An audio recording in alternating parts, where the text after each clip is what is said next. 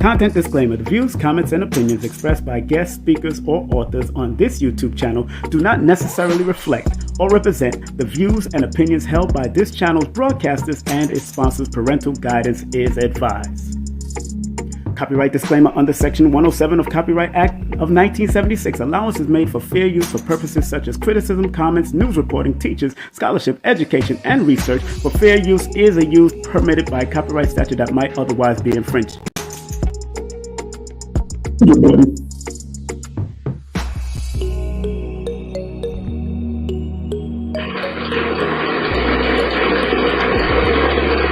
Yes, we are here. Hi, everyone. Hey. How you feeling this time? How you doing? I'm feeling so good. I can tell. Let me put y'all in at the front because you need to be in the front with that piece I do there. My new locks. You're looking good, man. You're looking like good food. Thanks, one. Thank you. You're welcome. How's Toronto doing? Toronto's good. Oh man, big up to the Toronto family, the Montreal family, everybody in Canada, Winnipeg, and all Africville, and all in place that made me and visit back in the day. And Niagara Falls, I had a client from Niagara Falls today, so big up to Niagara Falls. Nice. Me, so Have you been to Niagara Falls? No, me not falling no Niagara yet. No, you need to go. It's so beautiful. I heard. There's a lot of history behind it, though. But you know how it works. We got to go find this thing out. But I'm so proud of you and your journey, my girl. Family, make sure y'all support my sister, man, because she be doing what we got to do. And our guest will be coming up in the next 3 minutes.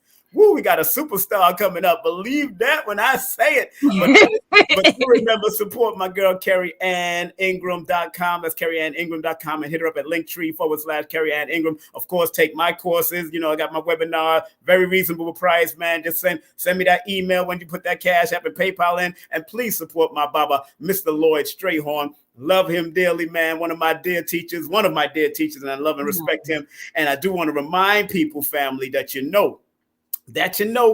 this program will be dropped tomorrow. I did an interview with this sister, a pre-taped interview, and it's called Numbers Don't Lie. We had a good time. Alexis Brooke, we had a wonderful time on her show, and I'm sure the audience is going to enjoy that. And big up to Phil Valentine coming to the show. Oh, my man, Phil.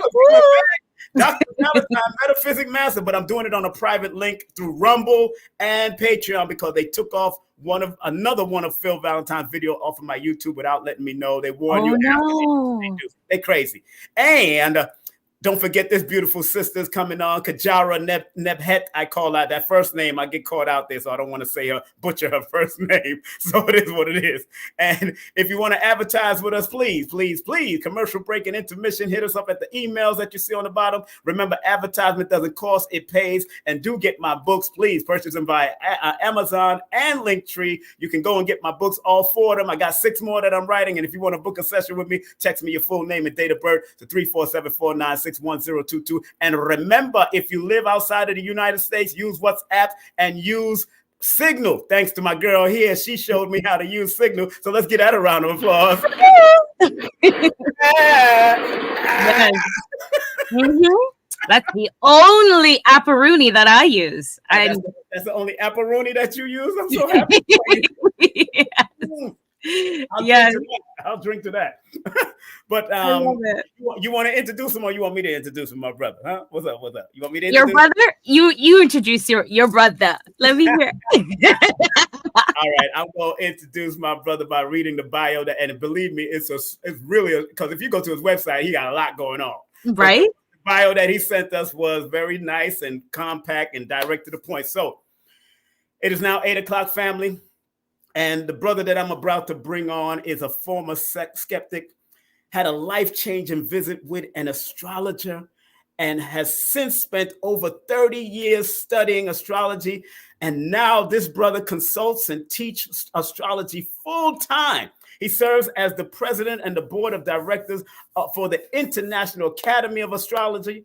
and has written horoscopes for several prints and online publication. He is the co-recipient of the ISRA 2022 Community Service Awards. And of course, you go to his website, Unlock Astrology, and support him at Twitter at Unlock Astrology, or SF Reynolds at Twitter, Instagram. I want to welcome on my show for the first time. He's not been on my platform as far as a lecture. Let's welcome for the first time on our show at the Healing Vibes with myself and Carrie Ann Ingram, the one, the only Samuel F. Reynolds. What's up, Sam?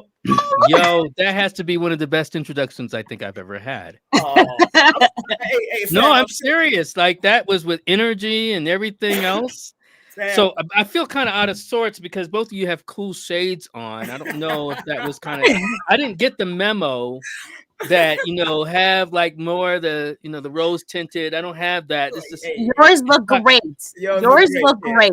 Yeah, I mean, I can do something funky with mine like that, but I like that. Just showing off. Okay. Yeah, right. Carrie Ann, I can show off a little bit, and it's I love funny. it. I'm from Buffalo, so when you were talking about Niagara Falls, I'm like, yeah, I practically grew up in Niagara Falls, right? So where are you in Buffalo? No, I'm in Santa Fe, New Mexico now, but I'm from Buffalo. Okay. Yeah, so I grew up in Buffalo for the first 18 years of my life. So Wow. Niagara Falls, TO. Yeah, that's where I am. I know. TO, yeah, she's a TO, and which means you probably get, WBLK, WBLK. Back in the day, yes, the Quiet Storm. Oh yeah. Mm-hmm. Y'all had Quiet Storm too. Oh, we did. I mean, it's WBLK, right? Yeah, I mean, poor Black. New Yorkers. See, Carrie Ann, he doesn't realize New Yorkers always think that they have everything, and they had everything. Preach on it, please. No, you didn't. Right? No, you didn't. Right? Wait a minute. I got the history because I was on No, we appreciate hip hop so much. But y'all didn't invent everything else, right? So in terms of, blues, all these other kinds of music, I mean, Philly still has y'all beat. I'm not even going to go there. Philly got us beat to a certain extent. Okay, I got that. But yeah, I'm gonna hold down New York, sir. I'm gonna hold. You can hold for New York, but we're gonna hold for the North. The North remembers. The North remembers. There we go.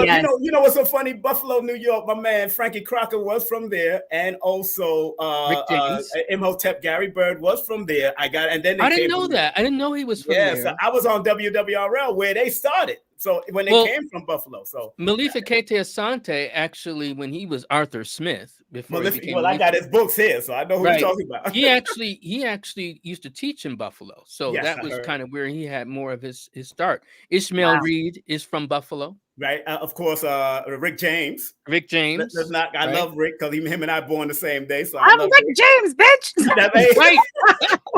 Oh, it's we can see that it's going to be this kind of show. It's gonna be wild. It's going to be this kind of show. Oh my goodness. Okay, so welcome. Thank you so much for this. I'm so excited to talk to you. As King Simon shared with you, I'm a newbie studying astrology. I've been studying it now for 3 years, and I'm the baby. I feel like he's a baby. Mm-hmm. And you have been doing this for such a long time. So without further ado, please share with us how you came from skeptic to being so engrossed, so knowledgeable, so good at your craft. Please share with us. You're welcome. Wow, Carrie Ann is making me blush. Oh yeah, she's gonna make you blush. making a black man blush. You know that? I'm like, okay. She makes my show better, sir. You guys more better, right? Thank you, Carrie Ann. Love you guys. Yeah, because King Simon and I would say we go way back, in terms of some 15 years, in terms of that. So we're going to talk about that. But to answer the question directly, so it starts with my birthday, really. My birthday is November 22nd. So I'm born on the quote unquote cusp between Scorpio and Sagittarius. Mm-hmm. And so my mom and dad had numbers books, had dream books. You know what dream books are? Just to kind of know. Okay. Yeah. So they had dream books. And so when I would read, the dream books in the back, I didn't know, because some of the dream books would say like Scorpio starts on this date. Then some would say Sagittarius starts on this date. So I was like, well, maybe these people don't know what they're talking about, right? And so I was like a Sagittarius, whatever. And so, and then I became a born again Christian, as many of us kind of go through that. And I was also a minister. Okay. Wow. I was a minister. I went into the ministry at 12 and preached pretty much until I was 19. Oh, wow. And so at that point, I was like, well, if someone asked me what sign I was like, I'm just a sign of the cross, right? Because I didn't know what else to say. Because, I knew, I was preaching against the zodiac. I have even one of my sermons where I preached against the zodiacs and had, spelled that out. Wow. And then I, went to grad school. I studied with Maleficate Asante. I was at Temple University pursuing my PhD and my master's and PhD in African American Studies. And I met this Gemini. So I fell for Gemini. I know it sounds like a story, but I fell for Gemini. Older woman who was kind enough to, she was older, when I mean like 20 years older. She, didn't indulge me, but she became my friend. And she was really into astrology. Okay. And she's like, as she got to know me, I would hang out with her. I was like, well, if I had to choose between being the centaur and the arachnid, Scorpio, clearly I'm a centaur. And she's like, no, I think you're the bug. I think you're the Scorpio. And I was like, no, whatever. And then, long story short, to make it shorter, because I know we don't have as much time, but I end up meeting an astrologer. Yeah. And he, a black astrologer in Philly, in North Philly, named Kofi. And the brother, said, you had your chart done. And I was like, no. He's like, would you like to get it done? And then I thought, I was like, oh, it's a good way to shut this Gemini up and get proof. Right. I am a Sagittarius. Right. I am the centaur. So I go to see the astrologer. One night, it's kind of bring 2 cassette tapes. So this is in the era of cassette tapes. Cassette tape. Yep. Bring 2 cassette tapes, and I'll talk to you about your chart. And I still have that chart, right? He had a big wheel out. First thing out of that man's mouth, he's like, well, you see, your sun is in Scorpio, blah, blah, blah. I was like, oh, this is already BS. Right? And he started going on and saying different things like, well, it seems like you're a pretty smart guy. Now, I didn't say this aloud, but I was like, well, I told you I was a PhD student. Chances are I'm not an idiot. So what else are you going to say? And then, King Simon has met me. You have met me in person. I'm short. So he's like, well, it looks like something happened, maybe in utero with your, mom or something. I'm like, yeah, I'm statistically anomalous in size for a man. So something probably did happen. Right. Again, I'm not saying any of this aloud because I'm respectful and I'm just looking at him and nodding, but I'm going off in my head. Then it happened. Right. He started talking about some particular things that happened between my mother and my. Are you guys still there? Because I don't see you anymore. Yeah. Okay. We just went to the front. Because it went to focus, right? And I was just like, it's all about you right now. The story's good. The story's good. We there. So what happened? He started talking about, well, there's something that happened between your mother, your brother, and your father in utero, which complicated your pregnancy. Now, I had only learned that 2 months before. And I was like, how do you know that? I mean, I broke. This is why I was like, how do you know that? Right. He's like, oh, he got all avuncular about it. Like, it's right here. You look here, your Mercury squaring to your moon, blah, blah. I was like, all this is a game. I don't know what this is. Right. I don't know how that happened. I don't know how because I had gone to see other readers before, but that was very specific. Right. And I was like, this is a hustle. I'm going to figure out how it is. Yeah. So that's how I became more the skeptic, because I'm like, what is this? Now, unlike many skeptics, right? And I think it's because I was in African American studies. Yes. I didn't just rely on other people's research because I didn't just trust white people. Right. I'm like, I wanted to do the empirical, hands-on research myself. That's right. That's right. In order to determine how this works. Because a lot of skeptics will step to you and kind of like quote, well, this research says this and blah, blah, blah. Have you looked at it yourself? Yes. Which is what I always ask them. Right. Well, to complicate the story a little bit, I was talking to someone, white woman in my graduate school complex, in my housing complex, talking to her. And I don't even know why I was talking to her about this. And I was like, and she's like, well, I'm into astrology. Oh, I'm like, okay, cool. Then on a lark, I asked her, I was like, well, when's your birthday? November 22nd. What? November 22nd when? November 22nd, 1967, the What? same day. So I was like, wait a minute. Whoa. Something's going on, because that is anomalous. I've met people on my birthday who but have not my same birthday, right, but not the same year. And who was into astrology, and she lent me her books. So that's how my journey started, with looking at her books, being curious about it. Then I got a computer, got software. So this is in 1992, 91, 92. Started doing, charts. And I started eventually doing charts for friends. I don't mean like, like this model now where people do it like, for business or whatever. I was doing it to disprove it. I was always waiting for someone to say like, oh, this makes no sense, Sam. I don't know what you're talking about. But that's not what happened. Right. So I was in Philly. I did that for 10 years while I was in Philly. And then I moved to New York, started finding other, astrologers, astrologer teachers, started studying with them. And, to cap the story, I was at a party, a Christmas party, and this, white guy's, debating with me about astrology. I don't know how it even came up. And he asked me, he's like, well, you don't believe it, do you? And that was the moment where I was like, yeah, I think I do. And so that was 10 years later. Okay. And so that's when I started really studying. Yeah. Started studying with teachers, getting certifications. Yeah. And here we are 20 years later. Amazing. Let's get that a round of applause. Yeah, that's what we do on this station. Thank you. I like you. Even Karen, I love the energy. I love the energy that you guys have. Karen Hunter will tell you, I'm that type of board op. I always make sure we got this. That's fine. I'm happy with energy. Yes, but I'm so proud of you, man. And Carrie, him and I go back, but being also a practicing Muslim, and when I know that. Speaking to a lot of imams and a lot of ministers, because I was in the Nation and I've been in Sunni, I've been in the ISAR. I know there's a gray area in it because they think people so much depend on it so much. And, that's been a great. How has that worked for you? Because we prayed together at the mosque. We've done that back in the day. But still, I don't think they really know. Most of the Muslims don't really know that you're into it that deep. No. I mean, you do have to be selective who you talk to. Right. I mean, I learned that I'm a revert, and so I reverted in October of 2011. And what does that mean? Sorry to be ignorant. No, it's fine. So revert is what we say instead of a convert, right? Okay. It's kind of revert back. Revert yourself out of it. Yeah, well, according to Islamic law, we are all, or law, all of us are Muslims, Muslim right? by nature.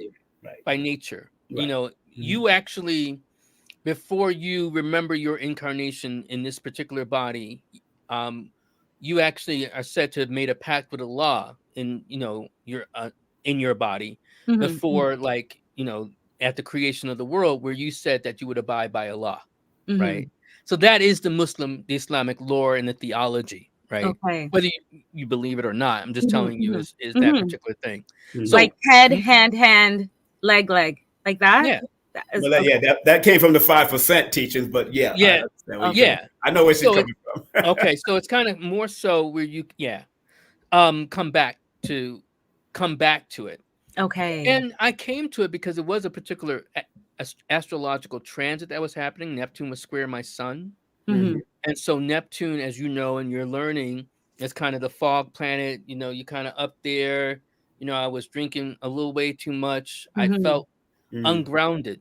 So one of the reasons why I became a Muslim was like, nothing's going to ground me like hitting the ground 5 times a day in prayer in acknowledgement of something greater than myself. Oh, right. And so that is why partly I became a Muslim. Because it's more for me as an aspect. I don't know what it is for King Simon. Right. It is an aspect of practice. And I make a distinction between theology and all the different elements of theology and practice. Right. So I find the practice of Islam has been, powerful for me. But in terms of its history, and also one of the reasons why I converted beyond just that and the political and also the history related to astrology. Many of astrology's advances come from practicing Muslims or people from the Islamic era. Okay. Meaning pretty much from 800 AD all the way into the 13th century and then slightly beyond. Like Europeans wouldn't have astrology as they have it, had it not been for the Islamic astrologers. So the Moors. We're speaking of the Moors. Yes. Okay. Yeah. You want to frame them as, we say now Islamicate, meaning like through the Islamic world. Okay. Right? But Moors is the same thing in that sense. Hey, big up to Yendez. Hey, Yendez, good seeing you. Yendez is here. Yes, alhamdulillah. Alhamdulillah. Go on, Yendez. So this is, Yendez is also a long-standing friend of ours and connection in Brooklyn. But yeah, so the Islamic astrologers are the ones and scholars who brought the stage of enlightenment to the Europeans. They like to say back, but they never had it. Exactly. Right. They didn't, and I've studied European and this Islamic history. They didn't have it. They like to claim the Greeks as their own, but not remembering somehow that the Greeks called them barbarians. Right. Barbar. Yes. Right. Like they would be horrified. The ancient Greeks would be horrified to be like, why are they calling us like them? We're not like them. So it's always interesting to see this creation that's called Europe. Yeah. And that's a whole other lecture and conversation. But that's kind of some measure of my journey. And like, Brother Simon is saying, you have to be careful who you talk to at the mosque because, you're just going there to pray, read your Quran, whatever. And someone's going to say like, well, this is haram, brother. You shouldn't do this. Haram means forbidden. This is forbidden. And, and I'm like, have you studied it? Which is the same question you're me asking. Like, have you studied it? Do you know? And they don't know. They don't. No. They don't know and they understand. But to answer your question, how has it informed my practice? How do I juggle with that? Yes. Well, there's been a wisdom in it. Yes. So astrologers, and I don't know if you find this with numerologists as well, they sometimes take themselves too seriously and want to speak as if they're the divine. Exactly. Islam reminds me that Allah subhanahu wa ta'ala, right? Is that Allah, however you want to frame God, God is God. Right. And so I let God be God. Right. I can only see what's on the level of probability, possibility, related to the symbols that I see in the chart. But who decides? It's not me. Right. Exactly. Ooh, speaking of which. Give that round of applause. Sam is an awesome brother. Go ahead, Carrie. I'm sorry. Go ahead. No, don't never be sorry. I think I'm just being respectful. So speaking of the placement and how God, I'm so eager to ask you what your thoughts are on the forthcoming major square that I don't see many astrologers talking about that's happening. So the physical square of the planets, Uranus, Jupiter, Neptune, and Saturn, and then, the astrological square as well. So if you say square, you mean Jupiter conjoined to Uranus, or you mean? But it's an actual square when you look at the positioning. It's not an astrological square. It's I see what you're saying. Yeah, like when you look at the planets and where they're situated. You mean in the signs that they're in. So what are the planets involved again? So there is Neptune, Jupiter, Uranus, and Saturn, and Earth is in the middle, and the sun is over here. You mean for 2025? Well, 2024, April 8th, with the solar conjunction. Well, I don't know if Jupiter is going to have a sextile to Neptune. It won't, because he's still going to be in Taurus. Okay.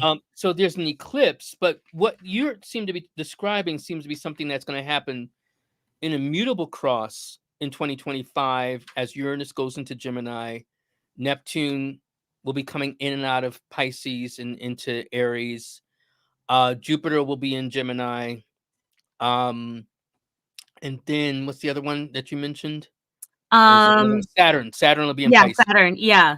So it'll be the mutable. So we're getting ahead of ourselves because we still got to get to 2024. Now, April 8th is the eclipse. So this is the eclipse So Jupiter is going to be still in Taurus. Yeah. So will Uranus. I mean, Jupiter and Uranus are going to be conjoined. It's going to be an eclipse at 5 degrees Libra on, I'm sorry, not 19 degrees Aries on April 8th. This eclipse will be visible in Santa Fe and along like more the central into the west. Right. So that'd be interesting. But so the square, even talking about it going into 2025, you know, I just did something with 3 other astrologers in Santa Fe, and we call it the unfolding for 2024. So the unfolding is like the opening of a book. Ooh. Right. Yeah. And then in 2025 is when one starts reading from the book. Okay. And you're like, okay, what does that mean? Well, 2025 is likely the year when more fit hits the shan. And we can expect more things, and that's when that square becomes even more active.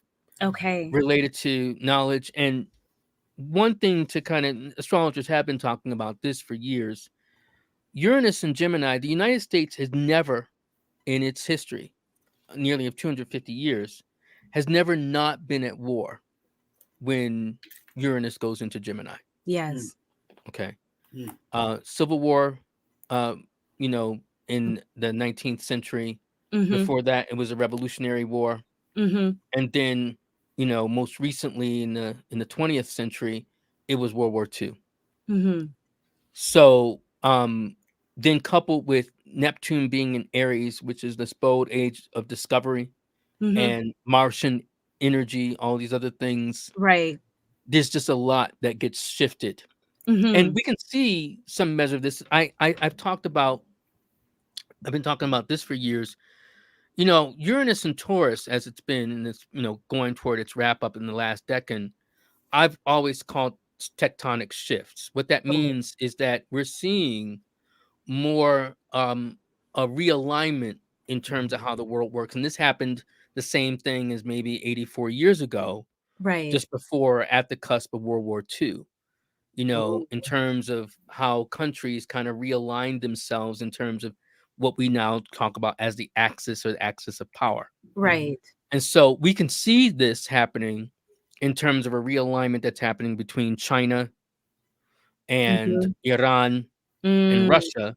And then as it's kind of going with a different level of alignment with the United States, Israel, and, you know, some, you know, then Japan, some of the other countries. Now with Israel, as kind of looking at this tectonic shift, yes, there is a genocide happening, you know, in terms of what Israel is doing to the Palestinian people. And of course, I'm sensitive to that as a Muslim.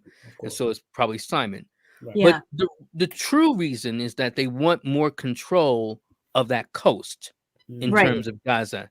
And they want more control of that coast in order to be able to counter the trade routes that China's developing related to Iran and Russia. Right, right. And so these tectonic shifts, you know, it's kind of like what happens when you have these tectonic shifts. When you have it, seems like you can see it, it's slow moving, right, until you have an earthquake. Ooh, and mud floods, right? And other things. And when I say earthquake, I mean literally, you were just talking about it literally to some degree, but I'm also talking about where, like I said, the fit hits the shan. Right, right. And something breaks open, and there could be open conflict. So squares, to answer your question, even though I, you know, did it in a roundabout way. No, that was perfect. That was amazing. The squares are dealing with these internal tensions that build up. And just like, you know, the rumbling of the earth, we have the opposition that 4 goes to 2, right? Speaking numerology, right? And so at that point, we may expect 4 going to 2. Right. Powerful, man. You know,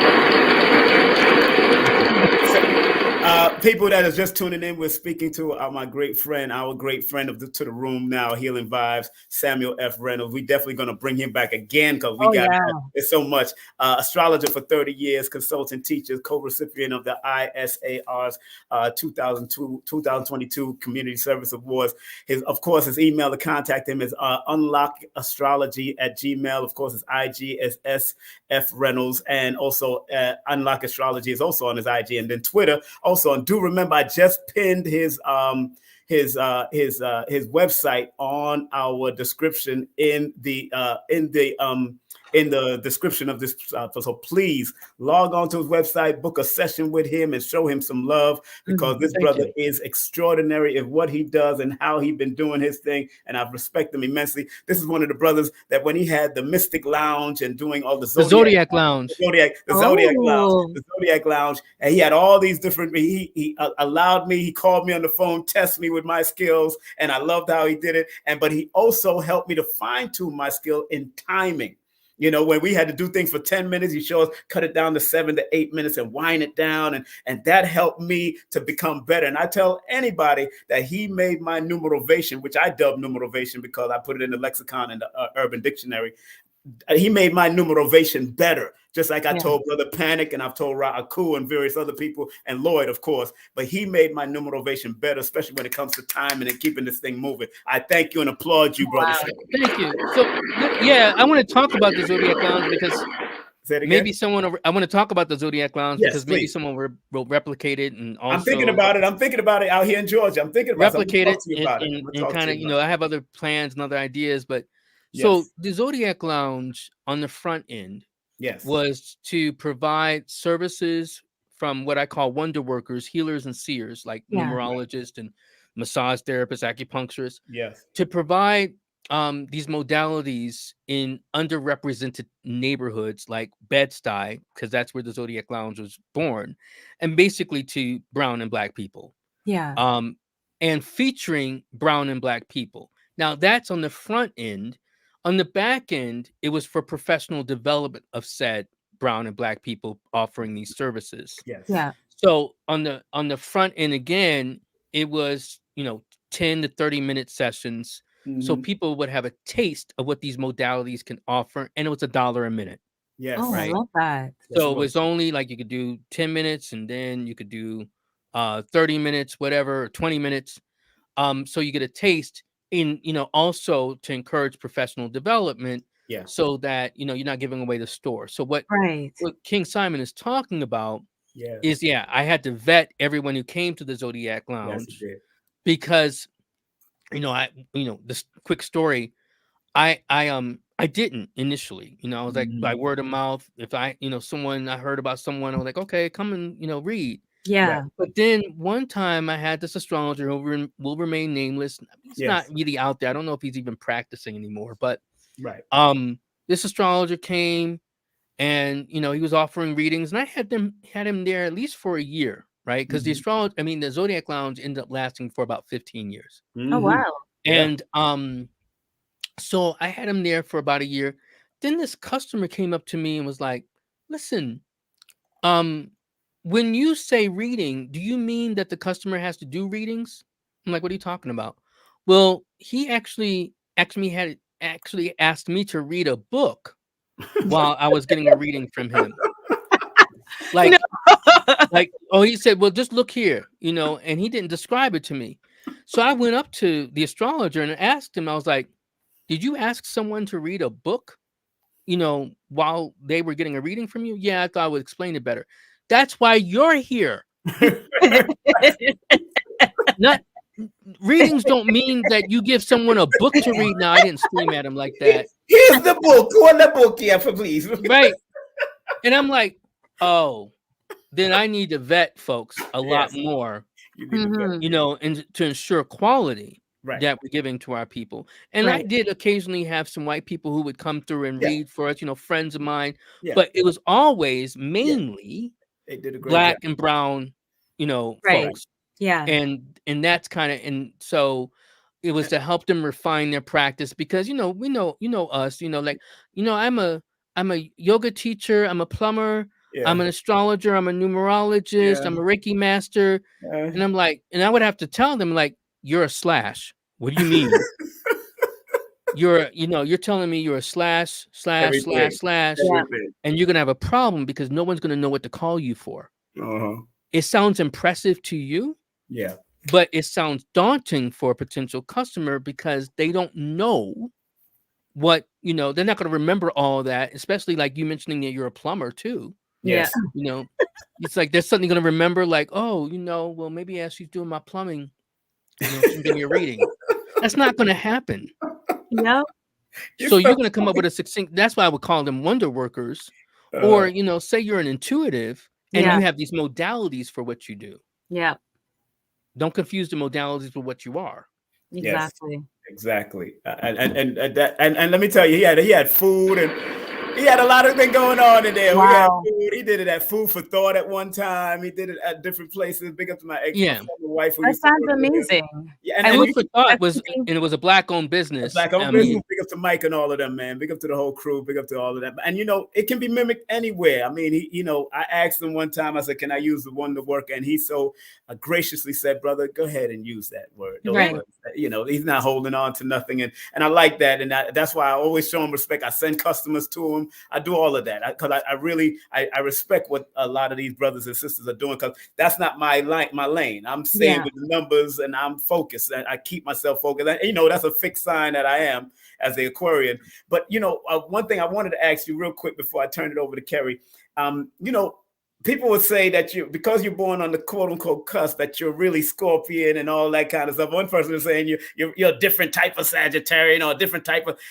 How do you eliminate all that bull crap when people try to? I'm just saying, when they try to tell you what you are. Right. Yeah. So it's kind of quite simple in the sense. Right. The cusp exists if you don't know when you were born. Mm-hmm. There it is. When you know when you're born, down to the minute or even sometimes the hour, right? Then you can know the position of the sun. So my sun is at 29 degrees and 45 minutes of Scorpio. Mm-hmm. What that means practically is that it's a whole other 6 hours before the sun goes into Sagittarius that day. Mm-hmm. So, and I don't have any planets in Sagittarius. Okay. Right. So my sun is firmly in the sign of Scorpio. Mm-hmm. Well, what about if it were sidereal? It's still in Scorpio. Mm-hmm. Okay. So it's that's one way in which we can frame it. There are other ways, because astrology is such a symbolically rich language. Mm-hmm. Some may feel the Sagittarius because I have a 9th house sun, or because my sun is square to Jupiter. So Jupiter is the ruler for Sagittarius, or because I'm a Pisces rising and Jupiter is in Virgo, opposite to my Pisces. So people may sense the Jupiter and then think because of Jupiter, it's really the Sag, and it's not. Mm-hmm. So astrology is a lot more complicated. Like I was saying in a recent IG live, astrology is really about the signs and even more so about the degrees. Right. I mean, astrology is really about the planets and even more so about the degrees that the planets are in the particular signs. So it's one thing like to pay attention and know that this new moon that we had yesterday is at 20 degrees Sagittarius, close to the degree that Mercury is going to retrograde back to at 22 degrees Sagittarius. So if you have planets or points in your chart close to that, it's going to be impactful for you. It's going to be something that you have to pay attention to. So it's not just about the signs, it's about the planets in the degrees of the signs. And that gives you a lot more information and understanding a person. And that's, rather than the sign. I mean, I call that signology. Most people know signology, and that's fine. I mean, it's fine on the level that it's the lobby level of a very tall building that's called astrology. Right. Mm-hmm. And if you want to stay on the lobby level and just talk like I'm gonna mess with Carrie Ann, I hear you're an Aquarian, right? Yeah, Aquarius, blah, blah, blah. And you want to make all these other things about Aquarius, but you have to look at where is her Saturn. If you're more modern, you're like, where's her Uranus, right? In relation to her chart. And then you might also need to look at the moon and then the ascendant degree and what sign that's in. And then what is the ruler of that. So these are the things to consider. Do you know what's funny? Like, I love that you said that. For years, I believe my mom gave me the wrong time. For years, until recently, she gave me a closer time. So I remapped myself, and I initially thought I was an Aquarius. I'm an Aquarius sun, but I also thought I was an Aquarius rising. I'm actually a Sagittarius rising, and everything makes sense. Now I'm like, oh, that's why I'm like this. That's why I see, the world in a certain way. Where's your moon? Where's your moon? It's in Taurus. Moon in Taurus. Oh yeah, you're pretty complex. Very in that way. Yeah. So by sign, people are like, like, why are you saying that? Well, the sun is square to the moon by sign. Yeah. Right? And then she has a mutable rising, Sag, right? So there's the mutability, but there's a fixity. Yeah. So what we might say about Kellyanne is like, gives off the Carrie-Ann, sorry. But Carrie-Ann gives off the energy, right? And then like the energy outgoing, but then people might be shocked, like where she gets really fixed, right? And be like, I'm not budging. Yeah. And opinionated, right? You are. I hear you, Simon. I hear you. You are hella opinionated, which is that's not a critique. Yeah, it's not a critique. It's not a critique. I love it about me. Right. Like don't come to Carrie-Ann with like half-baked information if you don't want an opinion. Right. So because an opinion is gonna come. Sag, the air is gonna fly, coupled with I find that the moon in Taurus can also be very opinionated. But, one of the things to also appreciate about, there's an idealistic sensibility about you, but there's also a practical aspect to you, especially with the moon in Taurus. But we're not here to do a whole reading for you. Yeah, right? I don't want to put you on the spot with that. But it was interesting because, you had the dual, we're similar that way. Yeah. Because I'm sun in Scorpio, moon in Aquarius, right? Okay. And then I'm mutable rising. And, one thing I can say, like in my dating life, right? I seem really flexible. Women are like, okay, well, this Negro is malleable. I can shape him the way I want until they meet Mr. Fixed. Right. Scorpio and the moon. Like, well, who's this guy? Right. And I'm like, well, I mean, I can be firm in my particular stances. And I think that's true for you too. Mm-hmm. Mm-hmm. So, yes, Lord. And very like incubated, where I'm like, I don't want to talk to anyone. I have done for 6 years in a row 30 days of a vow of silence where I spoke to nothing or no one, no technology, and I was in heaven. Whoa. Wait, I got to learn more about this. So 30 days. 30 days. Mm-hmm. Like this is like Vipassana, which I'm thinking of doing myself. Yes, right? Yes. So you've done. So when you say you haven't spoken, are you someplace where you can do that, or? So initially, I wanted to do that. I applied to go to do a 10-day Vipassana retreat, and they denied me because I tried to take my life as a child, and somehow that they thought that that would affect my adult thinking. So I said, okay, no problem. Not going to get mad. I'm going to figure it out on my own. So I decided that I was going to stay at home and do it myself. Took 30 days, and I wrote a note. So when I left the home to go on my long walks, if anybody tried to talk to me, I would just show them my paper saying, I'm sorry, I can't talk, but I've taken a vow of silence. I will see you after the 30 days. And I dealt with no electrical stuff. I fasted, I meditated daily, and I communed with nature. Every time I came back out, people told me I had a halo, a glow around me. I was beaming. And I highly recommend it for most people, but most people can't do it. That's wonderful. Wow. Well, let's get that a round of applause. Hercules. I imagine that may have been somewhat difficult for Moon and Taurus too, in terms of the fasting part. No? The fasting, yes. Oh, he got you on that one.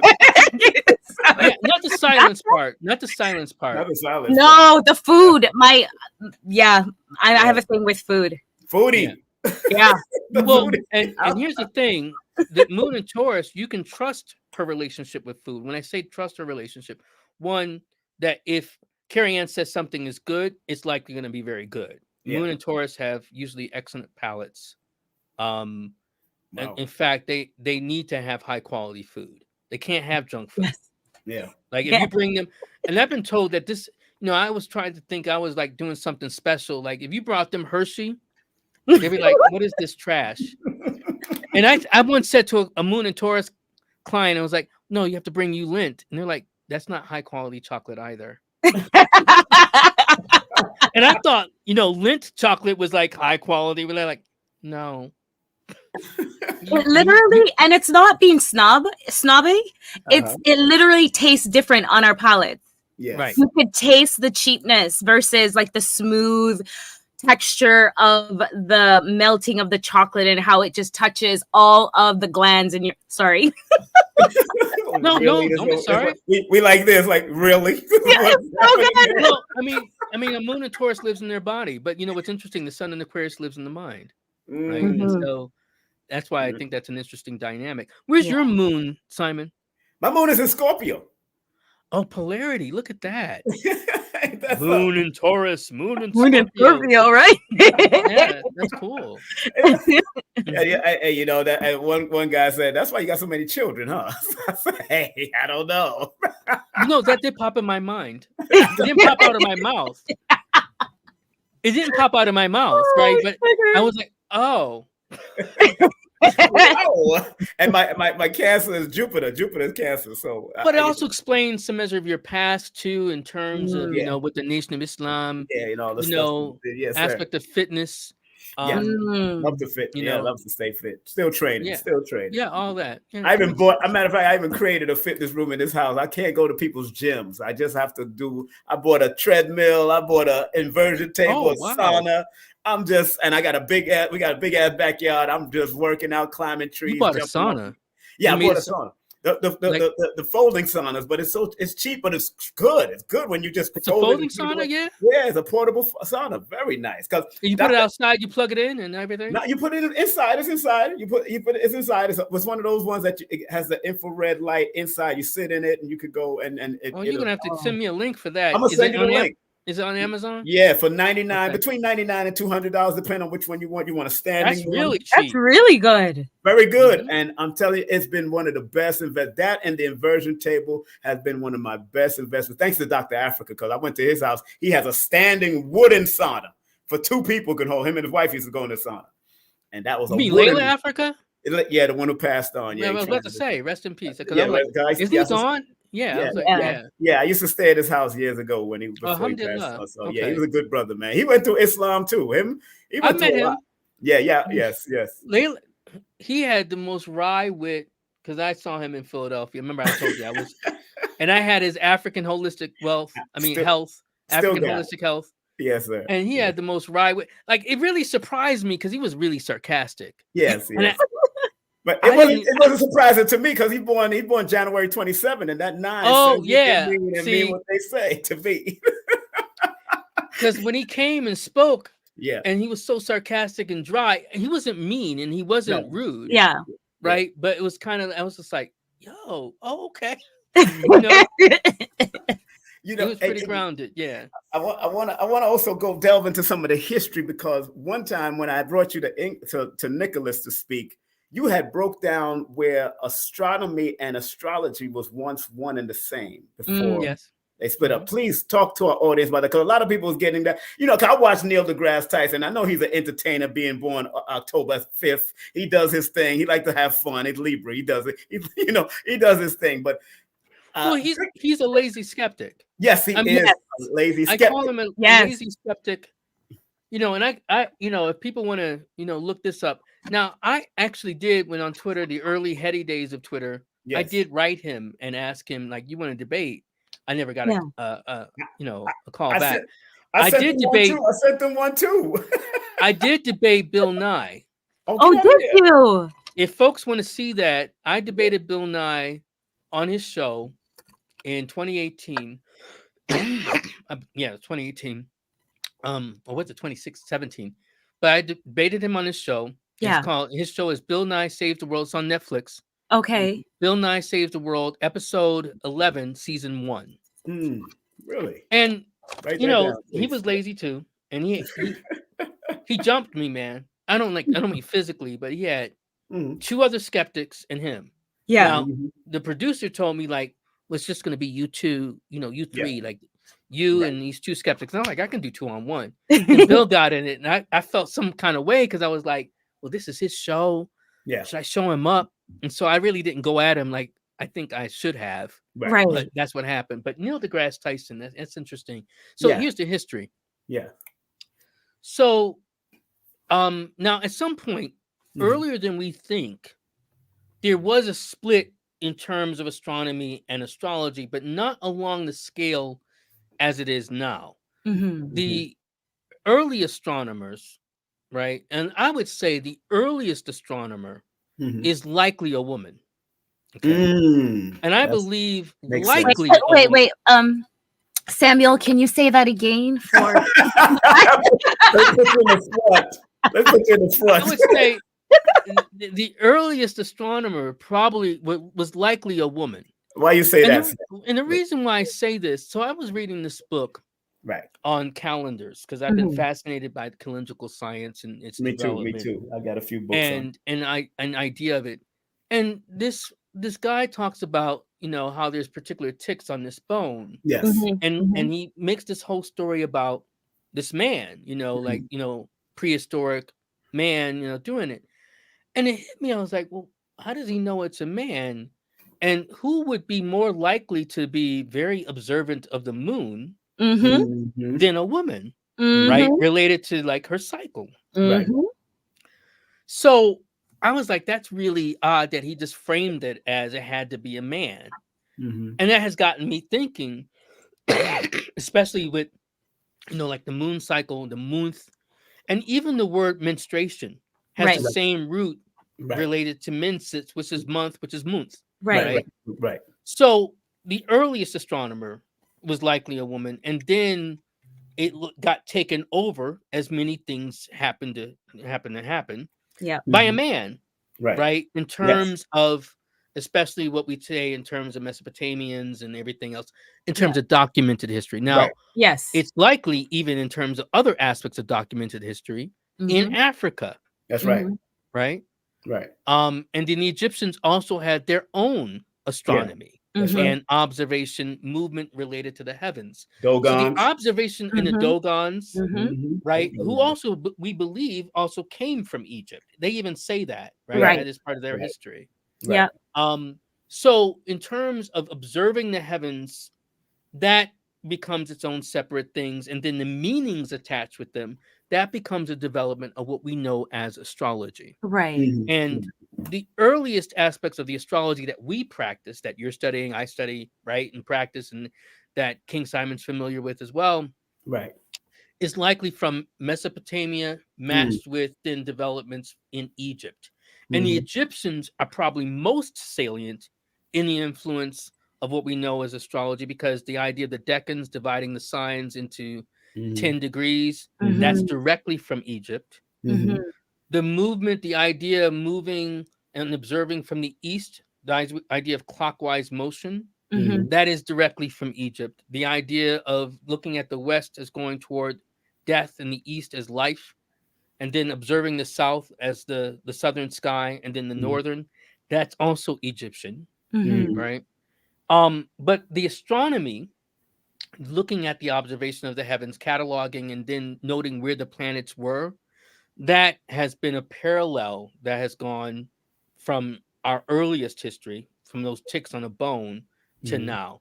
Astronomers started doing something different as they were trying to break away from their church, Europeans, because other people didn't have this problem. Indians didn't make this big, broad distinction between some elements of their astronomy.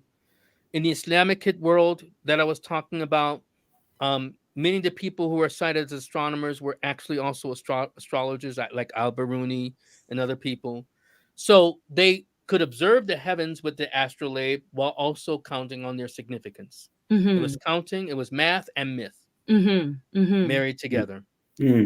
But when Europeans got the information that they were learning from largely the Arab world. Yeah, sorry. Go on. When you say Europeans, are you speaking of a specific group of Europeans? Northern Europeans. Okay. No, we can include the Italians first. The Vatican. Because and then the Spanish, because they had direct contact with Moors and Islamic. Right. And then the French, and then more, the Germans got into the game. Yeah. Who was late to the game were actually the English, right? Because they were backwater, considered backwater aspects of Europe. Yeah. Right. And so they got into it. And so when I talk about the Europeans, I'm talking about the Northern Europeans. And so when they got more into the game, because the church had such a stronghold on their systems of thinking, astronomers felt the need to separate the ideas of the church from, I guess, the developments that they were starting to realize through science and reason. So as we get into the 18th and 19th century, we have the ascendancy of something that's called astronomy, wholly separate from astrology. And why this is important is astronomy is not as much concerned with the meaning and the life force of the cosmos. Right. And that's important because they're not as interested on how things parallel from heaven to earth or from one place to where humans are, but just getting out there. Yeah. And so this is why people are talking about colonization. Where I'm like, well, you're still messing up this planet. Right. And not really, focus in on the aliveness of things. And so they think everything out there is dead. Right. Or not alive. And so astronomy has become something very distinct from its early history. I mean, it was more an accounting of the stars, and astrology was more the meaning of the stars. And now it's just counting and more so conjectures about what's out there without any sense of reverence of life or origins. That is so, I mean, Sam, that is so interesting how things changed over years. And you remember what I was telling you about finding out about the numerologist, the female numerologist that actually came up with the word numerology, but they gave a name to a man. And then, but I don't see any real research. Really? You didn't even read a book. And then I had to dig in and dig and find more research on her. Her daughter even wrote a numerology book after her. And even Idiot's Guides shouted her out in the book about her naming numerology, because it wasn't called numerology until 1907. It was just study of numbers and patterns and all of that. So, so I was like, man, I said, look at this. We've given it all to the men, but it was really the sister, a melanated, a white woman, yes, but she's less melanated. That's all she is. But she found it and was teaching it all over the world and coined it. That happens a lot in the cult spaces, which is why I'm happy that there's a woman here. Yes, me too. It happens a lot in the cult spaces, like even Pamela Coleman Smith, who created the Rider-Waite deck, right? Do you? Sorry, go ahead. What were you going to say? I'm excited about her. I know, What'd you say about her? She's Jamaican. She's Jamaican. Yes. She's born in Jamaica. Oh, she's Jamaican? Yes. I didn't know that. She's white Jamaican now. I mean, but she's Jamaican. Yeah. She's white. Yeah. Okay. Hi, Yeller. Hi, Yeller. Yeah, man. She's one of those people that got me traumatized when I was young. Yeah, man. How you doing? Yeah. This is the deck that she created. Hold on. Put it in the front. Let me see. Let me see it. Okay. Yeah. Oh wow, that's her deck. Oh wow, that's her deck. It's the most famous deck, but she's not. You would have been hard pressed 30, 40 years ago to even know her name. Yeah. Wow. It's a Rider-Waite deck, but Rider-Waite, none of them is Pamela Coleman Smith. Smith. Oh wow, I gotta check her out. Thank you for that. Thank you for any books highlighting her. Did she write any books?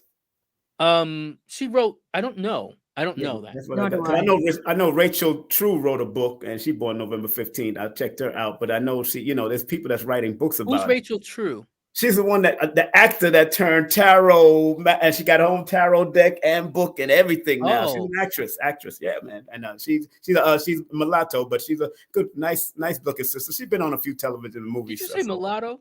Yeah, she's mulatto. Hey, I thought it hit me too. I was like, yo, Gen Z is gonna come for you. Hey, even Barack Obama called himself mulatto. So did he really? Yeah, They say biracial now. He called himself a mutt. That's what he said. Well, white people often do that. I mean, I know he's not white, but I mean, like, right. And you know, I cock my head like a dog when they say that too. When they say like I'm a mutt, and I'm like, I know what they mean, but it's kind of like, why would you talk about yourself like that? It is like, crazy. Yeah. You know, like said it too. So whatever. I know. You know, but you know, oh Sam, you just too much. Go ahead, Carrie. I know you got some more questions. Go ahead, girl. Because we gonna go over an hour, but I do want to make sure he's all right. You know, with his you have to go. I'm so sorry. No. Okay.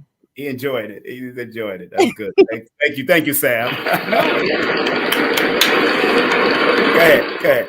One of the things that are puzzling to some people about astrology is the nodes. Oh, I love that. See how you lit up? You're like, yes. And how significant are the nodes in our charts? I think there's not enough said about the nodes. And it depends on who you talk to. When I say you talk to, so there's a couple different visions for the nodes. Yeah. So one of the modern visions, because they're also in Vedic astrology, the astrology of India, and they're addressed as Rahu and Ketu. Rahu as the north node, and Ketu as the south node. Right. So it's in that form of astrology. It's in Islamic medieval astrology. It's also referenced it. And the Babylonians, I'm going to give them credit because I don't know about the Egyptian credit of it. Yeah. But the Babylonians with some bad mofos. I don't know if you swear on this show. I swear all the time, but I don't know. Me too. I love it. All right. So y'all swear. Doesn't seem to swear. They were some bad motherfuckers, right? Go ahead. They were. Because what's bad about them is that they figured out, because first we should answer the question, what are the nodes? What are the lunar nodes? The lunar nodes are the intersection points of the moon's orbit with the apparent motion of the sun around the earth. Now, we know literally the sun does not go around the earth, but it's called the ecliptic. And so that intersection point, as it's ascending, is called the north node. The descending point is called the south node. Why I said the Babylonians, Mesopotamians, were bad mofos, because they figured out that intersection point is the reason why we have eclipses. Now, that's a huge thing, and they figured this out thousands of years ago, 3,000 years ago or more. Yeah. Why that's a deep thing is because, just think about it. You're out in your field, and you're chilling, you're farming, and then the sky goes dark. Goony goo goo, what the fuck happened? Right? Like who took the lights out? And so they figured out like, oh, it's because of this intersection point. And this is why we call them eclipses, because the crossing of these nodes at a lunation when the sun and moon are near to them is how we have the eclipses, because it's through that ecliptic point. Okay, now that's the eclipse lesson. Why are they significant? Now, if you talk to more modern astrologers, when I say modern, more who haven't studied as much traditional or been in traditional astrology, they will talk about the nodes as related to karma. The north node as related to the dharma that you are performing in this life in order to grow yourself. And then the south node is related to your karma, related from your previous lifetimes and things that maybe that were overdeveloped or that you were too much in touch with that now you have to grow more into on the opposite pole. Because the thing to know about the ascending and descending in nodes is that they're direct opposite points. So if your north node is in Aries, as it is right now, and your south node is in Libra, Aries and Libra are opposite signs. So you can't have a north node in Sagittarius and then a south node in Taurus. It has to be by virtue of that in Gemini. Okay. Now, you're like, well, why are you making this big deal about it being modern? Well, because this idea of karma and dharma and other things like that is actually a newer invention. I'm not saying it's bad or wrong, but it's newer in Western astrology. Like, well, it's in Vedic astrology. No, it's not in Vedic astrology the same either, because in Vedic astrology, Rahu and Ketu are treated as gods and planets. And what's more, no Vedic astrologer is going to look at your Rahu and your Ketu and say, "Oh, this is about your past lives." They're not going to do that, because they look at a whole chart and series of charts. Right, their charts are serious. Yes, they look at a whole series and serious charts related to describing your past and present life. So kind of going with these 1 points, like look at your Rahu, look at your Ketu, that's newer. Again, it doesn't mean it's wrong. It just means that it's not part of the history. So I define Rahu and Ketu, the north and south node, respectively, as more.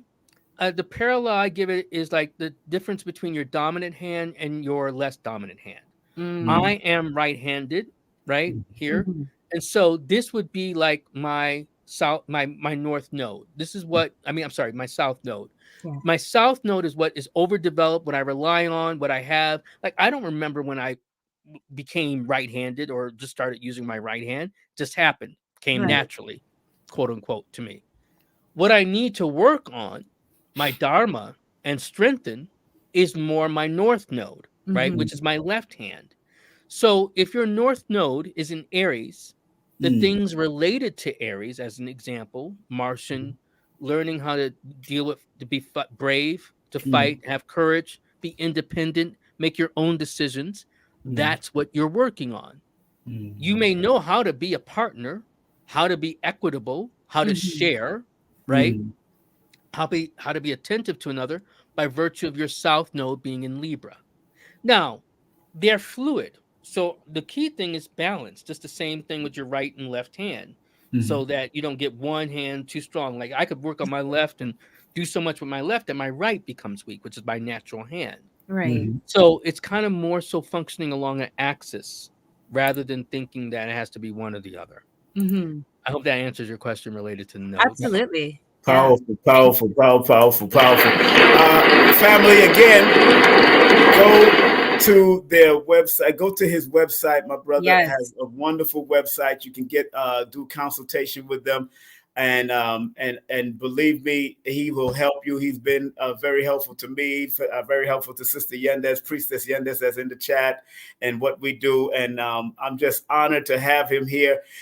One more question from me, but I know Carrie Ann might have a million I just have one more.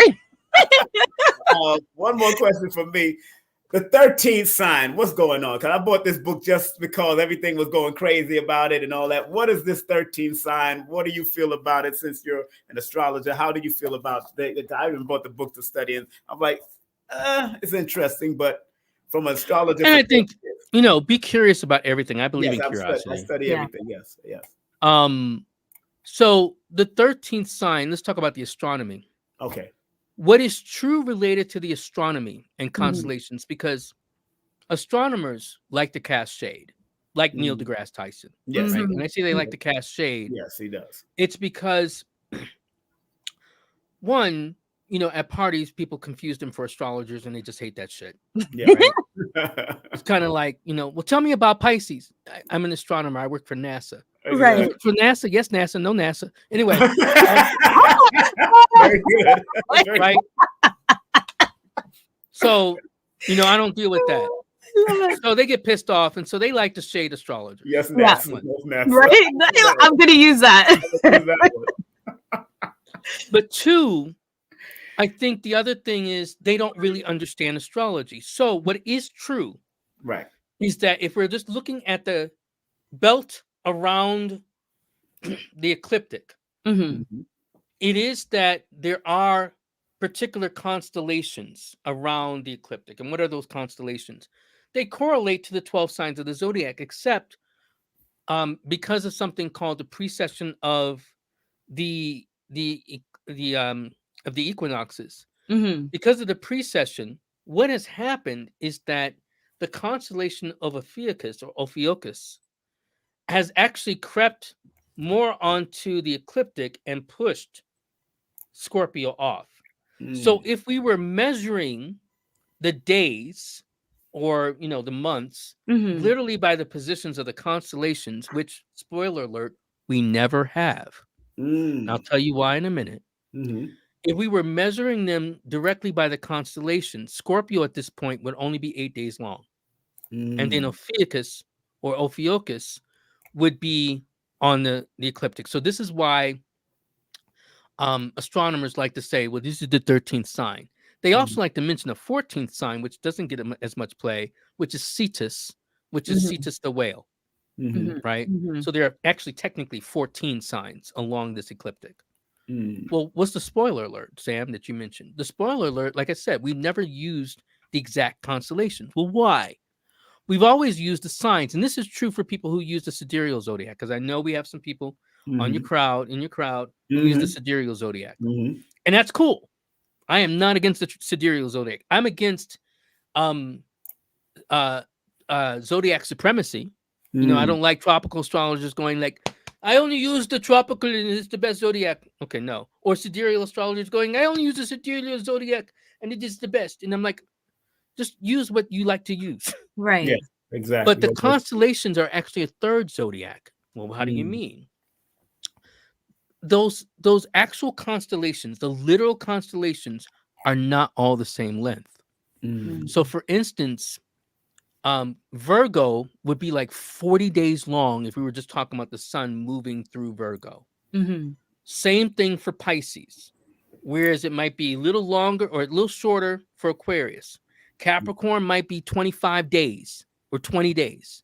Aries would. So we've never used that actual positioning of moving through the actual constellations. We have used stars, what we call fixed stars, but that's not the same as constellations. So that 13th sign is really not something anyone has ever used. Because as soon as someone pops up and says like, well, I used the 13th sign. Yeah. I channel my inner asshole and I say like, oh, okay. Show me in history where someone used the 13th sign. Show me. Well, the ancient Egyptians. I'm like, no. What did they have? Did they have 13 signs? Can you show me a document where they had 13? Nope. Can you show me the Babylonians? Well, they had 18. Yes, they did have 18 at some point. Did they have 13 and use Ophiuchus? Well, nope. So what you're using is just astronomy, and we've never just relied on the constellations. Right. So that's my thought on it. I think it's interesting to think about what it might mean, because that constellation is actually Asclepius, holding the snake. Okay. Related to the healing. So it's an interesting thing as a tie related to also Scorpio, right? Because there are actually multiple symbols for Scorpio. Scorpio has a symbol of the scorpion, the eagle, the phoenix, and one of them is also the snake. And there's also another one, there's wolf, right? Wow. Yeah. Wow. So, so that's been all the different symbols related to Scorpio. But it's interesting that's the next sign next to it. So I hope that answers your question. Oh no, bro. You're always real thorough. I mean, every time you used to speak, I love it. At the Zodiac Lounge, I know Carmen, who used to be with us, Carmen Sage, after asked if you're going to be doing the Zodiac Lounge. No, we're going to have to do it ourselves. Sam look like he's not doing that no more, right? No, I'm not doing that. I do something here in Santa Fe called the Balsam. Okay. Which is not the same concept. It's more about dealing with community healing. It's not bringing a bazaar of healers and seers and different people. Right. But it's more so, here in Santa Fe.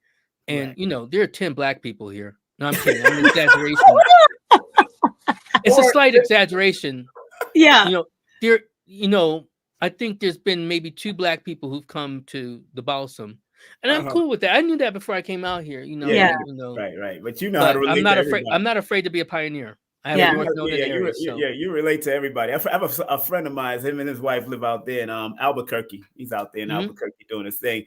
And I like to travel to Sedona and all that. But Sam, you're just an extraordinary human being ever since I met you. Brother. and coming. And I guess all of us who came from the creative force is that extraordinary. Some of us just need to find it and find their niche in this realm right there. That's why Les Brown always said, don't leave this planet without sharing your gift. And I am proud of your gift all the time, my brother, all the time. Thank you. And you see how he could be so thorough. He could go there. I love it. I'm just like this.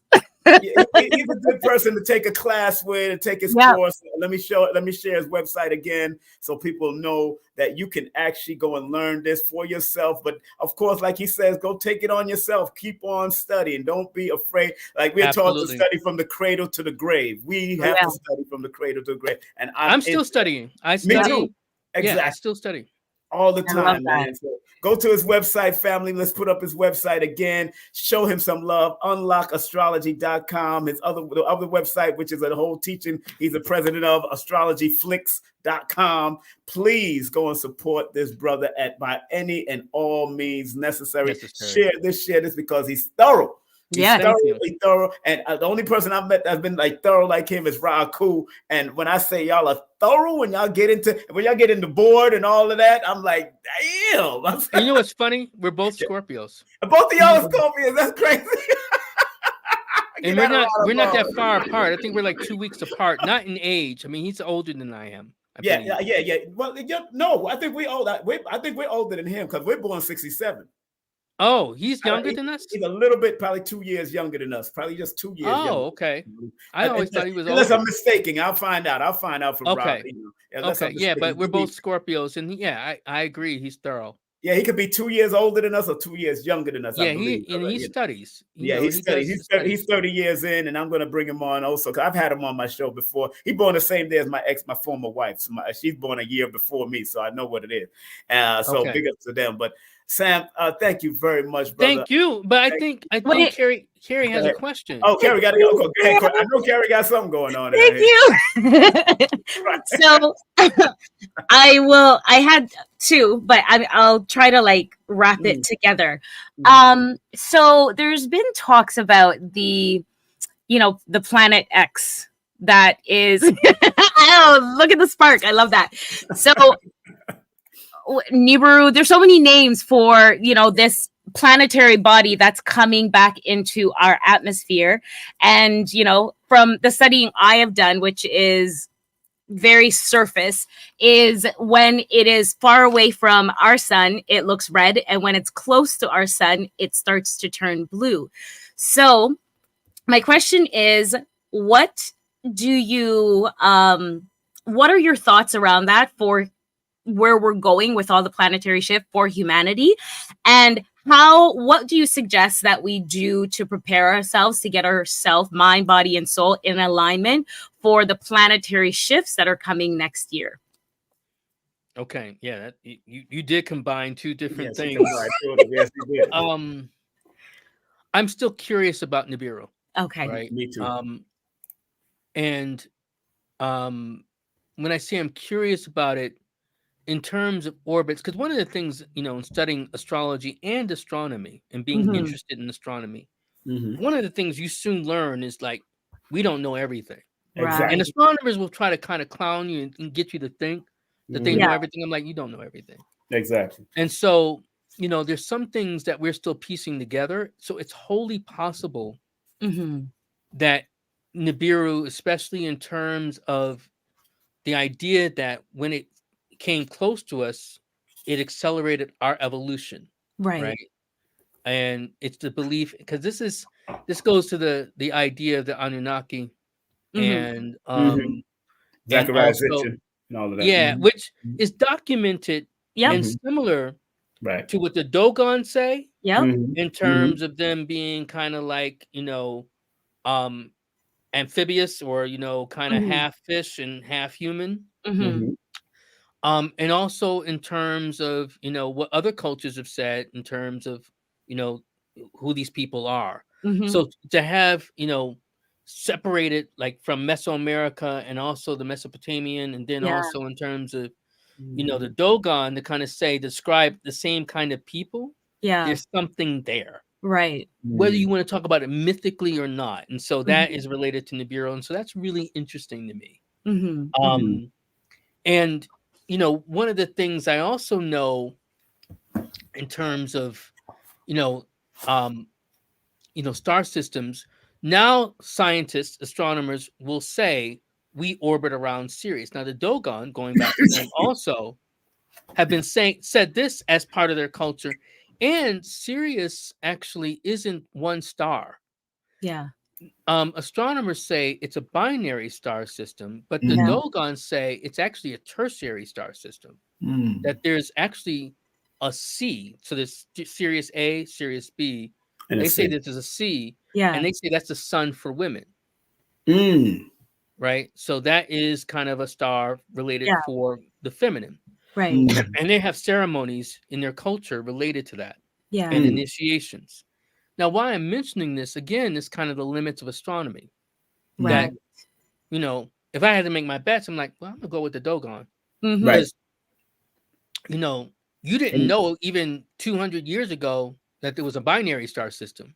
They somehow knew. Yeah. You didn't know. So likely they might turn out to be right, and it's going to be Sirius C. Yeah. So with Nibiru, I think it may come around. What about how to prepare? Right. I think on the immediate level is, be ready to deal with disaster preparedness. I've been teaching that for years. And disaster preparedness, especially for those, I don't know, I wouldn't say so much about TO, but maybe. But I'm gonna speak to my Brooklyn folks. Yeah. If y'all don't have like portable generators, I don't know what you're doing. Yes. You are in a flooding zone, and it's only going to get more, you're only going to get more water, and your cities are not being prepared for it. So I think it's going to be important for you to have those kinds of particular things. Right. Solar generators, all of that. Solar generator. You can get like portable generators that are solar charged. Also get you a solar charged radio. Or a portable radio you can, wind up. I have a few of them. I mean, I've taught those. Learn to be, now, some people may have some feelings about this, but I'm going to say it anyway. Learn to be able to shoot a weapon. And, people say, we sound apocalyptic, brother. I'm not apocalyptic per se, but what we did see in this pandemic, when the shit hits the shan, your government isn't going to be there to protect you. Okay. Oh my God, I wish we had you on for longer. Thank you for saying that as well, because the government's not going to protect you. Yeah, go on. They're not. And as we can see, how the system works is they like to do predictive programming. So we just had a movie launched on Friday. That's one of my books. What is coming in a sense, because they don't say it, but they say it. They show the skies, they show the satellites, but beyond the satellites, what is that? That's the astro, right? And we see how humanity behaves when things are chaotic, and how they know, the powers that be know, because they have the tools and the instruments to track what's happening up there, on a more wide scale. So I'm so in alignment with what you're saying. It's so on point, and you have been doing the tracking yourself. So I believe what you're saying. I mean, if you're talking about the film that was on Netflix, Leave the World Behind, the Obamas helped produce it. I just watched it last night. Yeah, I haven't seen it yet. So also invest in some precious metals. Yeah, because you're going to need something to be able to exchange. Because barter. You can't rely just on cash. Yes. So these are like some of the basics. The other thing is, create. I think the bigger thing I might say, create community with real people you can meet in real life. And you're like, what do you mean? The internet is trying to establish power through the internet is not real power. Yeah. That's right. I won't say it's not real community, because real community can happen, but it's limited, because if you go offline or things go offline, you don't have access to those people. Yeah. So get numbers. right? If phones still work. Also build community in terms of the people around you. It's like weird in this kind of age where we can know about what's happening with people halfway around the world, but you have no idea what's happening with your neighbor. Yeah. You've never talked to your neighbor. Yeah. So I think it's important to get to know the people around you in terms of also being close to your family. I think those things really are important, and get active, I think, in your neighborhood, in your community. Yeah. And when I say active, it doesn't have to be all just political, but like whether that's the school board or community board or any other particular ways in which you kind of can be involved, having community is going to be important because, you know, being able to do work together, not just in terms of activism, it could be farming, right? It could be any number of things that you need to do.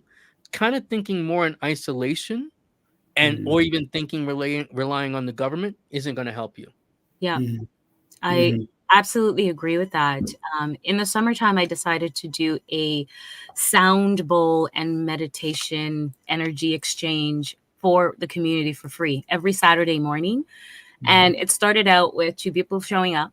And by the time I did it for 2 months, by the time I was done, we had 19 people, you know, who were reliant on this. And it was building such a tight community. They were excited. They built friendships. We started to talk about what was happening, how we can support each other, you know, client came out of that. And so what you're saying is so important. We have forgotten being on this medium, which is easy. You just stay in your living room and do this. But going outside and talking to the people around you, we need to really get back to that. So I'm going to do it more. So thank you for that reminder, Samuel. Sure. Thank you. Thank you very much, Brother Sam. Want to thank you very much for coming on, man, because this has been extraordinary. As usual, brother. Family, please share this. Please share this. Please share, like, and subscribe. And please support our brother at his websites. And of course, all his contact is right here. As much as you can get to him, he even have a number on his website. You can also hit him up on that business number that he has there. And Sam, I hope you have a great evening, man. And keep thank you. No, this was a joy, both to see you, King Simon. Yeah, always right? and the connection. Carrie Ann, to meet you, like you're a gem. Oh, thank you. Yes. We're doing what we keep doing your work. Thank you. I will definitely, I'm going to reach out to you because I want to really learn from. Right. Can I send her your number, Sam? Absolutely. You don't mind? Because she's going to hit you up on our email number. Right. Yeah.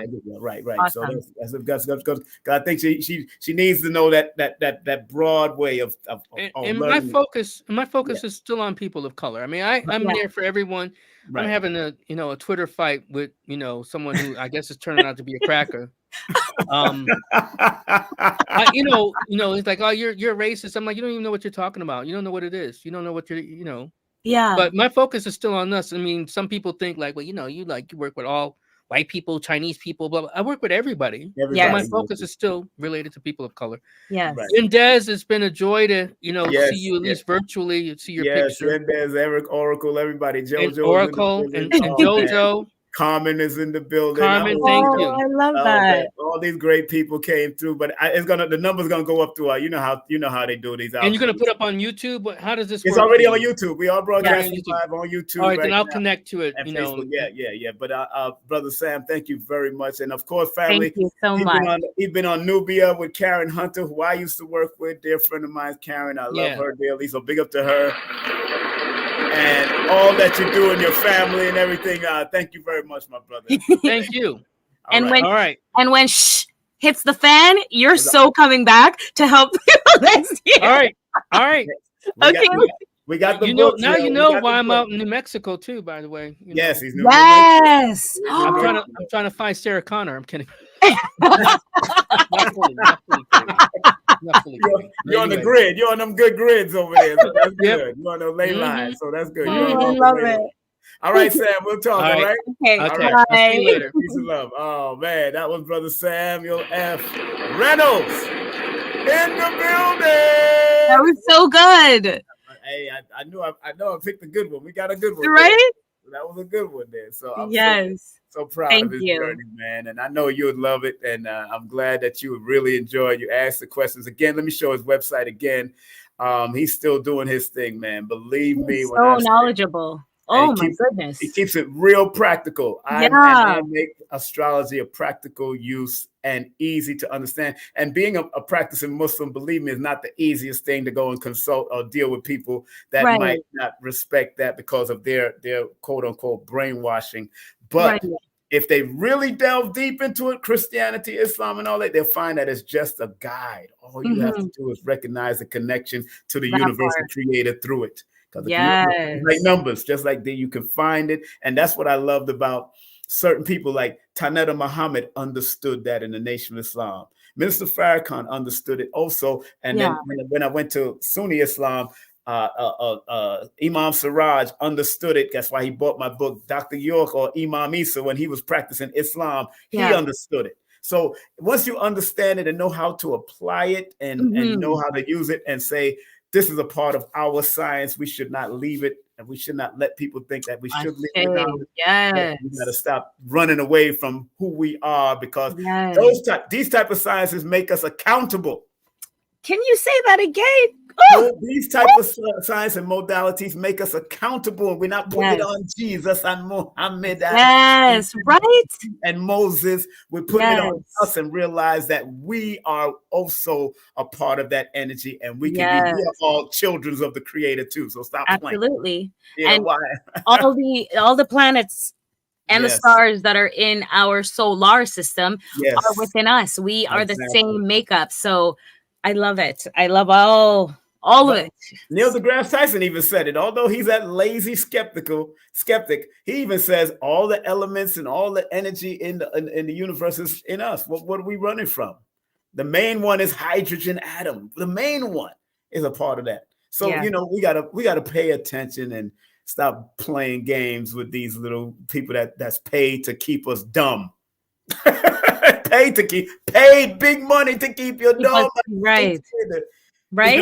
And I forgot to ask him about the astronomers are saying that Pluto is not in existence. So there's a whole nother thing with that's no longer considered a planet. I mean, this is what they're saying. I'm checking out what they like. What the hell's going on now? I said they just. And this is the thing. Like they like to push out propaganda to distort the people. So when you know the truth from studying with people like Sam, people like Sam, when you're diving to the history of where our technology came from, you are not easily swayed by the disinformation that is out there to sway you. That's right. The Dogons did their things without the apparatus. I mean, come on now. Right? They did have an apparatus, but they did because they're super ancient. We're forgetting that they are the last remaining life form from ancient society. They migrated to, for survival, and they were able to keep the tradition, keep their knowledge orally through their yearly celebration. And that, I think, is the most wonderful thing. Like finding a way to keep your knowledge intact within your tight-knit group. Yes. We got to get, the Yendez, Priestess Yendez says, Samuel, you're a gem as well. Yes, he is a gem. Believe that, family. He is a gem. All the things that he's gone through in his history, in his past, with his family, his health and everything, he has still maintained his focus and his discipline as the master number that he's born under, that 22nd. He's still doing his thing. So I love it. I love him. Love my brother, man. And I love that. Great. Lucky he didn't start pulling up the ephemeris like he likes to do. He'll just say, share screen. He loves to do that. So I'm glad he was able to just talk it out and have fun with us. And yes, Yendez, was a great presentation. And family, please share, like, thumb it up. And whoever's gonna watch it later on or because the number's gonna go up. Believe me, I already know how this works. So y'all just share, like, and subscribe. My dear sister in Toronto, make sure y'all show her some real good old love by hitting her up. CarrieAnnIngram.com, Linktree /CarrieAnnIngram. Of course, y'all know what healing. Yes, she's doing her healing work, energy work, remote healing, all of that good stuff. And of course, get my books now. Purchase, come on, Amazon, Linktree, go to it and book a session. I'm waiting for Carrie Ann to write her book so we can put it out there and have a good time with it. It's all right, right? It's coming. It's coming. Like you remember Jamaica, stop your coming and come. I know. Like I've actually restarted to write it because of our conversation. This will be 6 years in the making, and I will finish it next year. I promise. Hey, look, and you know, I've been stimulating a lot of people in the last few weeks on writing books, like Sharon Gordon, and then a few other people. I'm talking to a lot of people over the phone, and they are moving. Even Red Fox, the reggae artist who used to sing, I was texting him, and he said, "Boy, Simon, you know, I receive what y'all saying, Simon, you know, because that's the one that sang that song down in Jamaica. They had the whole reggae tune to it back in the day." I talked to him the other day, and he was watching the broadcast I did with Copeland and Sharon Gordon, and Muta Baruka was watching it. I mean, people was watching it too, and Paula, she was watching it. So the numbers are going up, and they paying attention to what's happening with us. We doing this thing in Toronto and New York, Toronto and America, Canada and America, and we doing this across the board. So people are watching, and they're loving what we're doing. So let's keep on doing what we have to do to keep it authentic and respect. And of course, we got this beautiful sister coming next week. Yes. Woo! Man, give her a round of applause. Reiki, we're going to learn how to do this Reiki. Woo-hoo! Hopefully she'll pull back and we can do some movements up here. You know what I'm saying? Yeah. That would be fun. And how's Paul Campbell? Are we still working on Paul? We're still. What are you looking at? Towards the end of the month still? I know he was doing Art Basel. I wonder if he's still in Miami doing Art Basel with his art, because I know that's his thing. And maybe you could meet up with him. Yeah, if I go, because I'm going down there. I am going down there on the 20th. So I already got my tickets. I bought two seats coming around. I sit next to nobody, and that's how me work. But the only thing that sits next to me is my suitcase. Hey, the suitcase name Anthony. Wow. Somebody comes on the last minute, they're like breathing, panting, they're sweating, and you're like, sorry, the seat is taken. It always happens when I'm taking the bus. It always happens. I always buy two seats. Come in there, sit next to nobody. No nothing there. We get to put me on cloth over me. I cover everything. I've been sleeping with me. How long is the trip? It's usually like 9 hours. That's overnight. Once I leave at 6 o'clock, I'll be there by 8 in the morning, 9 in the morning, or early in the morning. I'll be there early in the morning, so I'm good. But no, because you're on bus, they got to do their stop. If I was driving, it'd be 9 hours, so it'd be like 10 hours. It's 10 hours. But I got that. They stop and they go for food and all that kind of stuff. But I want to eat fruits anyway on the way down or drink tea. So that's me. So you know that I've driven to Miami or Florida. Oh, really? From Toronto. Really? Like 3 times. Mm-hmm. Back and forth. You're one of those bunnies. That's right.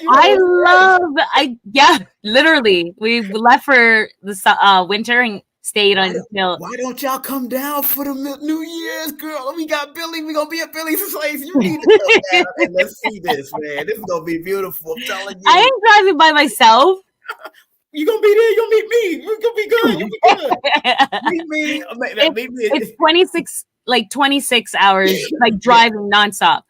Yeah, I know. I haven't driven from Canada all the way down to Florida. I've done Canada, then New York, then go all the way down. Then I'll do it in New York. Oh, Lord. I know that was a ride. But, hey, man, we got to hang out in Florida, girl, one day, because that's where and that's where the water and the sun. Oh my gosh! Can I tell you also?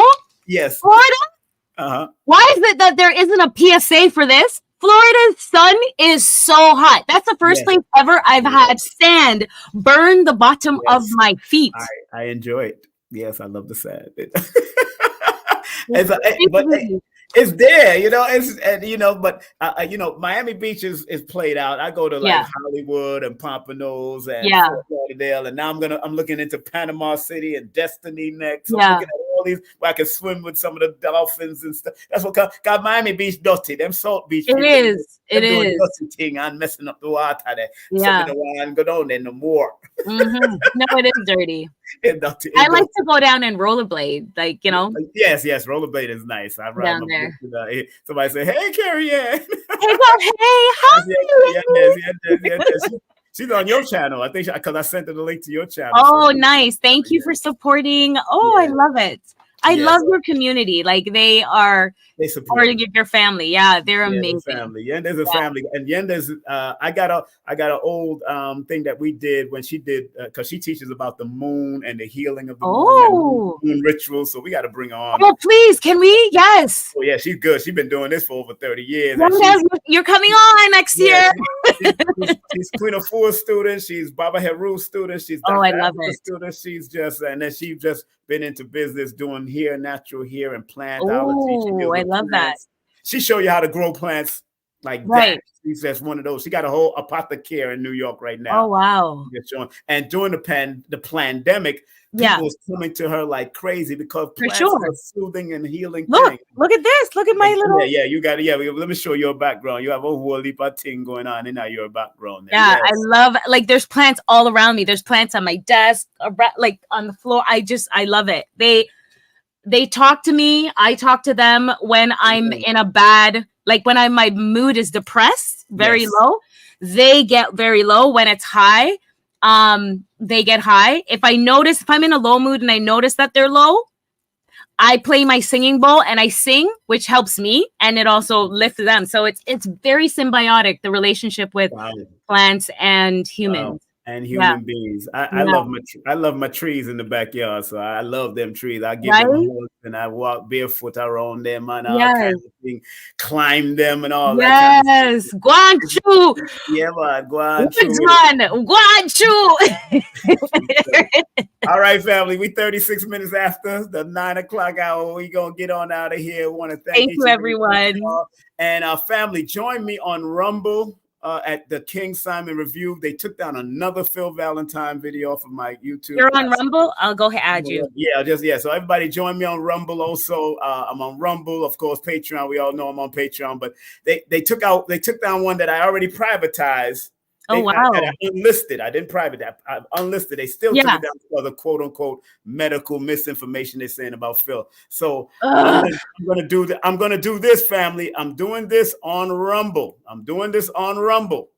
So people want to find out where we go. A private link on Rumble is gonna be free. Y'all can come on it, but it's gonna be a private link on Rumble. I'm gonna do this particular broadcast on Rumble because I need to. It's gonna be powerful. Yeah, because I don't want nobody messing up nothing and pulling him down and all them. Exactly. I can't with them. Yeah, I'm going with them something. I'm going with them. You see it. You see it. That's right. Exactly. Oh my God. I don't know how people wear like these type of hairs because I'm like. You remind me of Wakanda when my girl had the wig on and she said, "I can't stand this." I'm like, what? You know she Aquarius too, right? The bald headed one. She Aquarius. So she born February 14th. The dark one that was there when they had the fight in the club. Yeah. Yeah, that she's Aquarius also. Had me rolling when she said that with the wig. And so know that Carrie Ann got a new wig and it looking nice and she do a thing with the wig. I've never worn a wig in person, never. Public, right. Wow. I've had 2 times in my life I had weave in my hair.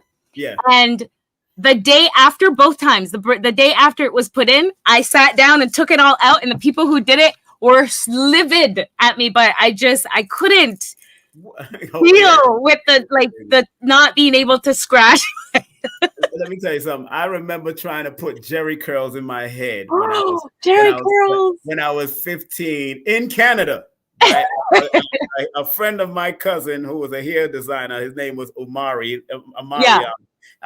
Kevin. He looked like Prince. This guy looked like Prince.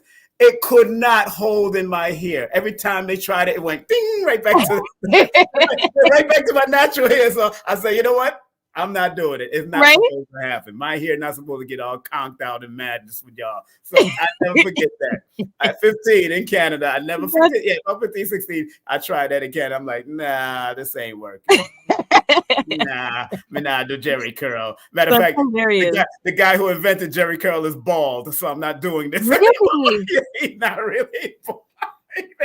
I bet he tried the formula on himself and then drop off on here. Then I laughed. Wait, Jerry Bond. I would never. So wait a minute. Was he? I'm sorry for going. We're sorry for going over, but yes. 4444. Yes. Was he bald before he sold it or after? No, he wasn't. I don't think when I look back at his young picture, he wasn't bald. But come on now. See, the Jerry curl did that. Now I don't know what the heck happened. It's just like Victoria's Secret is really Victor. I don't know what's happening. A little perv. He wanted to see. I don't know what's happening. Vicky's Secret is really, that's the secret. Victor. His name is Victor. That's great. Victor wanted an excuse to be around the ladies. Yo, Dick Gregory used to say this stuff, and I used to laugh. I said, Lord, God, what the heck is the secret? And that's hilarious. But let us get out of here because we start turn up on tone up. I mean, no, you are asleep. Unrest. There's a lot of energy going on. Funny. But no, this was such a good show. High energy, great information. Big up to Sam. That's his website. Yes, Sam is the real deal. He's really good. I'm looking forward to inquiring about learning with him. I'll send you his information. Yes, definitely. Because that was so good. I literally was bated breath. I'm like, tell me more. Yeah, you got questions ready. Yeah. Yeah, I knew you was gonna love it because when you're studying, you got somebody that is proficient at that person, you suck all that wisdom out of them, take it all, man, get it out, and he'll tell you go study for yourself, go research. And that's what I do with people with my numbers. Go research it. Tomorrow I'll be teaching on Mercury retrograde, family. So we're going to break down the numbers on Mercury tomorrow morning. In the morning, woo. In the morning, lad. Have a great evening there, Toronto. Take care of my beautiful Carrie Ann Ingram. Thank you. Oh, man. You too. And thank you very much, Atlanta. Well, I'm Stone Mountain. Stone Mountain is taking care of me very well. I'm telling you, just like that. I don't have no pudding pop, but I'm getting taken care of. Oh, I love it. All right. So have a good day. We'll talk. All right, darling? Okay. All right, bye. Love you. Love you too. Right. All right. That's my girls. Let me close out with all our good stuff. Thank y'all very much for tuning in. This has been the Healing Vibes with my partner in Healing Vibe, the one, the only Carrie Ann Ingram. Thank y'all for watching it. We love y'all. We respect y'all and take care of yourselves. All right. Peace. We are out of here.